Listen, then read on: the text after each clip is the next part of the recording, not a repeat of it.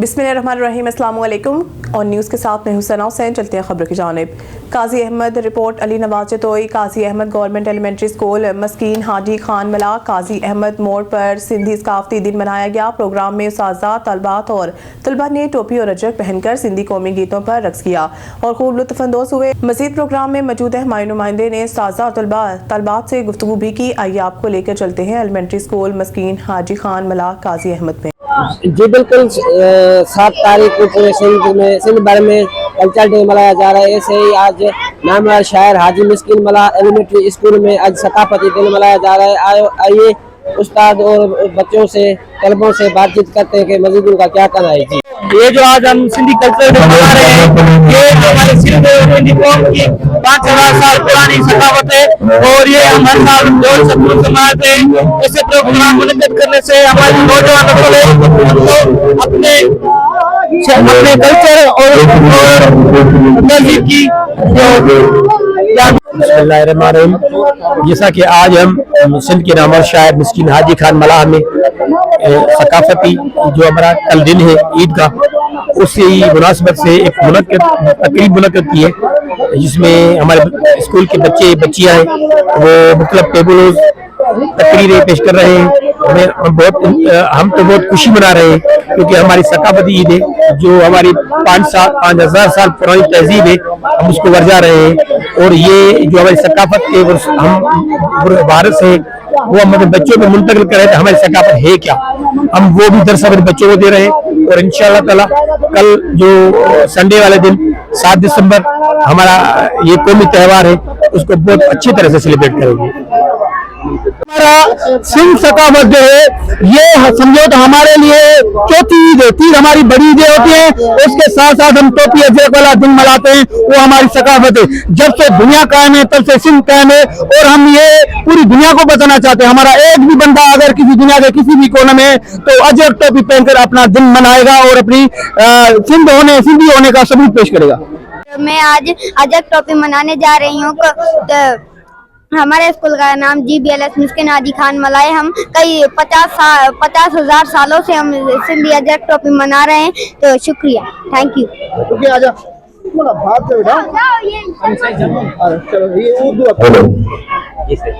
हम हर साल की तरह यहाँ हर स्कूल की तरह हम कल्चर डे यहाँ पे मनाते हैं और टोपी अजरक तकरीरें और टेबलोज करते हैं, फन का मुहावरा करते हैं और तकरीरों से हमें मोटिवेशन मिलती है। Thank you.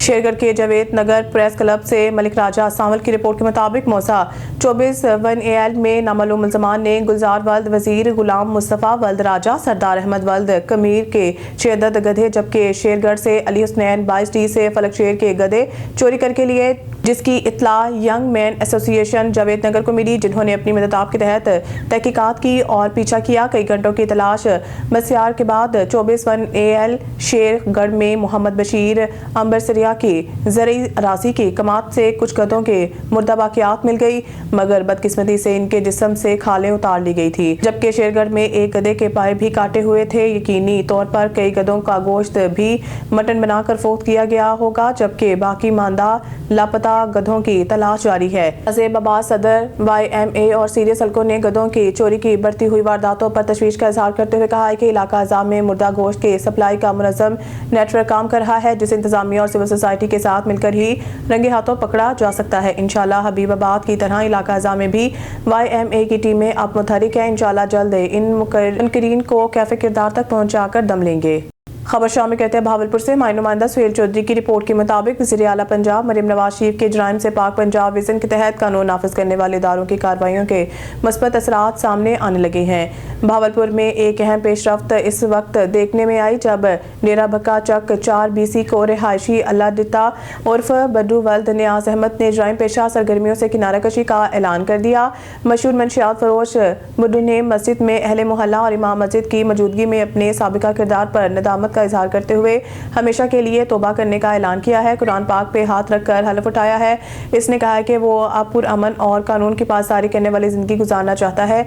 अलिता उर्फ बड्डू ने कानून नाफिज करने वाले इदारों से अपील की है कि वो इनकी तौबा को मद्देनजर रखते हुए आइंदा किसी भी मुकदमे या कार्रवाई में इन्हें हरासा न करें। इलाका मकीनों ने इस इकदाम को खुशाइंद करार देते हुए उम्मीद जाहिर की है कि ऐसे इकदाम माशरे में मुस्बत तब्दीली का बाइस बनेंगे।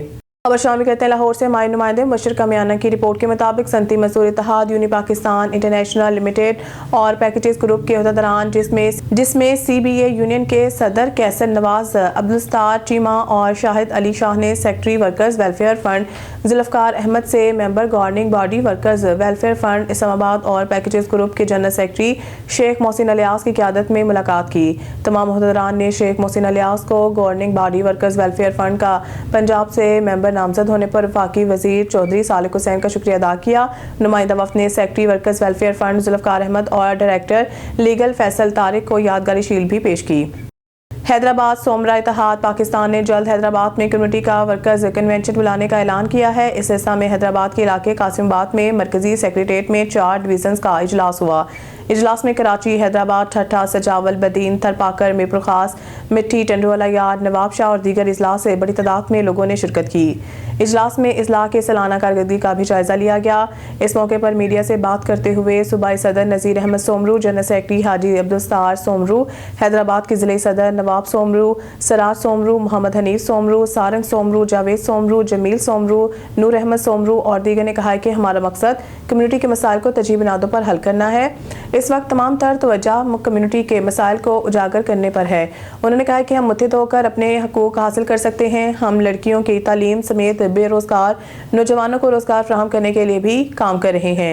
हमारी सोमरा बरादरी कई सालों से सिंध में काम कर रही है। शहीद दो सोमरू की लाजवाल कुर्बानियों का सिलसिला आज भी जारी है।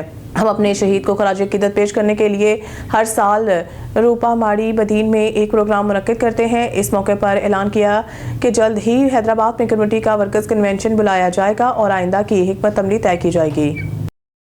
कराची के बाद हैदराबाद में भी डंपर माफिया बेलगाम हो गए। हैदराबाद के इलाके गद्दू चौक पर दिलखराज ट्रैफिक हादसा, बेकाबू डंपर ने रिक्शों को कुचल दिया। एक शख्स मौके पर ही जाम भाग जबकि 2 अफराद शदीद जख्मी हो गए। हैदराबाद के इलाके गद्दू चौक पर पेश आने वाले दिलखराज ट्रैफिक हादसे में तेज रफ्तार और बेकाबू डंपर ने 2 रिक्शों को कुचल दिया, जिसके नतीजा में एक शख्स मौके पर ही जाम बख्श जबकि 2 अफराद शदीद जख्मी हो गए। हादसे के बायस दोनों रिक्शा बुरी तरह तबाह हो गए हैं। रेस्क्यू अमले ने जाम बख्श शख्स और जख्मियों को फौरी तौर पर सिविल अस्पताल हैदराबाद मुंतकिल किया, जहां जख्मियों की हालत तशवीशनाक बताई जा रही है। अब मजीद हलाकतों का खदशा भी जाहिर किया जा रहा है। एनी शाहिदीन के मुताबिक डंपर पहले आटो भान रोड पर एक कार को टक्कर मारने के बाद फरार होने की कोशिश कर रहा था कि गद्दू चौक पर बेकाबू होकर रिक्शों पर चढ़ दौड़ा। हादसे के फौरन बाद डंपर ड्राइवर मौके से फरार हो गया। ताहम पुलिस ने डंपर को तहवील में लेकर फरार ड्राइवर की तलाश और वाकये की तहकीकात शुरू कर दी है। ठट्टा ब्यूरो चीफ मुमताज अली समू की खबर के मुताबिक शहीद जमहूरियत मोहतरमा बेनज़ीर भुट्टो की 27 दिसंबर पर होने वाली बरसी के हवाले से पाकिस्तान पीपल्स पार्टी लेडीज़ विंग जिला ठट्टा के सदर रुखसाना शाह की हदायत पर ठट्टा लेडीज़ विंग का अहम इजलास भट्टी हाउस ठट्टा में मुनक्किद हुआ। इजलास की सदारत तालका सदर अमीना एहसान भट्टी ने की, जबकि तालका भर की यूनियन काउंसिलों के सदूर, लेडी अरकान और कारकुनान बड़ी तादाद में शरीक हुई। इजलास में फैसला किया गया कि शहीद जमहूरियत मोहतरमा बेनज़ीर भुट्टो की बरसी पर इस साल ऐसी तारीखी शिरकत यकीनी बनाई जाएगी जो सालों तक याद रखी जाएगी। इस मौके पर सहाफ़ियों से गुफ्तगू करते हुए तालका सदर अमीना एहसान भट्टी ने कहा कि बेनज़ीर भुट्टो सिर्फ एक सियासी रहनुमा नहीं थी, वो ख़वातीन की आवाज़, करोड़ों अवाम की उम्मीद और जमहूरियत का इस्तारा थी। उन्होंने मज़ीद कहा कि ठट्टा तालका के हज़ारों जियालियाँ और पीपल्स पार्टी से मोहब्बत रखने वाली ख़वातीन गड़े खुदा बख्श पहुँच कर शहीद जमहूरियत को सलामी क़ीदत पेश करेंगे। ये दिन हमारे जज्बे, हमारी वाबस्तगी और जमहूरी जदोजहद की तजदीद का दिन है। सियालकोट में DPO की खुसूसी हिदायत पर IT सेक्शन की शानदार कार्रवाई, 30 लाख रुपए मालियत के 61 मोबाइल फोन्स मालकान के हवाले कर दिए। मजीद जानते हैं ब्यूरो चीफ सियालकोट शकील सेठी से। आज सियालकोट में DPO फैसल शहजाद की खुसूसी हिदायत पर IT सेक्शन की शानदार कार्रवाई, 30 लाख रुपए मालियत के 61 मोबाइल फोन्स मालिकान के हवाले किए गए। सियालकोट पुलिस के IT सेक्शन ने DPO फैसल शहजाद की हिदायत पर कार्रवाई करते हुए 30 लाख रुपए में मालियत के 61 कीमती स्मार्ट मोबाइल फोन्स बरामद कर लिए, जिन्हें DPO फैसल शहजाद ने खुद मालिकान के सुपुर्द किया। गैजेट एप्लीकेशन के मौसर इस्तेमाल के बायस तमाम मोबाइल फोन्स की बर वक्त रिकवरी मुमकिन हुई। मोबाइल मालिकान ने सियालकोट पुलिस का शुक्रिया अदा करते हुए IT सेक्शन की काविशों को सराहा। DPO ने इस मौका पर कहा कि मोबाइल रिकवरी में इंचार्ज IT फारूक उस्मान का किरदार काबिल तहसीन है। उन्होंने मजीद कहा कि सियालकोट पुलिस शहरियों के जानो माल के तहफ्फुज़ के लिए हर वक्त सरगर्म अमल है। Shakeel Sethi, bureau chief, on news, Sialkot. खबरों सिलसिले को आगे बढ़ाते हुए गुजरात से ऑन न्यूज़ के नुमाइंदे सैयद फारूक अब्बास की रिपोर्ट के मुताबिक गुजरात अलीना सेंटर के मलका इलाके के रिहायशी तकरीबन 1 साल से पीने के पानी में नाले का गंदा और बदबूदार पानी आने की शिकायत कर रहे हैं, लेकिन हुकूमती इदारे अब तक इस मसले का हल नहीं निकाल सके। फरवरी 2024 से चीफ मिनिस्टर पोर्टल पर दर्जनों कंप्लेंट्स दर्ज करवाई गई हैं और कमिश्नर गुजरांवाला को भी दस्ती दरख्वास्त दी गई, जिस पर उन्होंने कहा कि ये इनका नहीं बल्कि दरख्वास्त दहिंदा का मसला है और दरख्वास्त अपनी ज़ाती फाइल में रख दी। बल्दिया गुजरात के CEO खुद मौके का दौरा किया और हालात देखकर अफसरदा होने का इजहार किया, लेकिन अभी तक पानी के सप्लाई को साफ नहीं करवाया गया। रिहायशियों का कहना है कि ये मसला आम शहरियों के लिए मामूली सा काम लग सकता है, मगर 1 साल गुजरने के बावजूद कोई हल नहीं निकाला। शहरियों ने CM पोर्टल, एडमिनिस्ट्रेशन बल्दिया, कमिश्नर गुजरांवाला और CEO बल्दिया गुजरात के विजन पर तंज किया और कहा कि इनके दावे महज ज़ुबानी हैं, जबकि अमली तौर पर वो 1 साल से साफ पानी तक नहीं पहुंचा सके। इस वाक़े ने अवाम में हुकूमती किरदार और शहरी सहूलियात की फराहमी में ताख़ीर पर नाराज़गी बढ़ा दी है। ननकाना साहिब से डिस्ट्रिक्ट रिपोर्टर शाहिद इकबाल भट्टी की रिपोर्ट के मुताबिक DHQ अस्पताल ननकाना साहिब खिदमत इंसानियत की रोशन मिसाल, मरीजों के लिए एक बड़ा सहूलत भरा ऐलान। DHQ अस्पताल ननकाना साहिब में आज एक शानदार कदम उठाया गया, जिसने आर्थोपेडिक मरीजों के लिए इलाज की नई राहें खोल दी हैं। एनेस्थीसिया बेहोशी डिपार्टमेंट के डॉक्टर ने हड्डी जोड़, पट्टा, आर्थोपेडिक और सर्जरी ऑपरेशन के लिए दरकार तमाम कीमती सामान अपनी जेब से मुकम्मल तौर पर डोनेट कर दिया है। ये अजीम कदम मरीजों के इलाज को आसान, ऑपरेशन को महफूज और इलाज के मयार को आला बनाने में अहम किरदार अदा करेगा। ये सब कुछ मुमकिन हुआ मेडिकल सुपरिटेंडेंट डॉक्टर अतर फरीद साहब की मुसलसल मेहनत, दिलचस्पी और बेहतरीन इंतजामी काविशों से।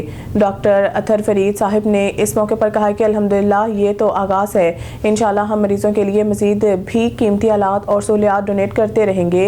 आवाम की खिदमत हमारा मिशन है। आज एनेस्थीसिया के डॉक्टर का ये बड़ा दिल और MS साहब की ये क़यादत दोनों मिलकर बता रही हैं कि DHQ ननकाना साहिब सिर्फ एक अस्पताल नहीं बल्कि सच्ची खिदमत इंसानियत और खैर ख्वाही की दरसगाह है। अल्लाह पाक इस नेकी को कबूल फरमाए और डॉक्टर साहिबान को मजीद कामयाबियाँ अता करे। Qazi Ahmed report Ali Nawaz Jatoi national highway पर तेज रफ्तार डंपर की टक्कर से सड़क पार करने वाले 70 साला बुजुर्ग मोहम्मद हासिल मरी गांव हाजी अहमद मरी मौके पर ही कुचले जाने के बायस जाँ बहक हो गए। जिस्म को जरूरी कार्रवाई के लिए अस्पताल मुंतकिल किया गया, जहां कार्रवाई मुकम्मल होने के बाद लाश फरसान के हवाले कर दी गई। लाश घर पहुंचने पर कोहराम मच गया। न्यूज़ स्टूडियो से फिलहाल इतना ही। मज़ीद न्यूज़ और अपडेट के लिए देखते रहें ऑन न्यूज़।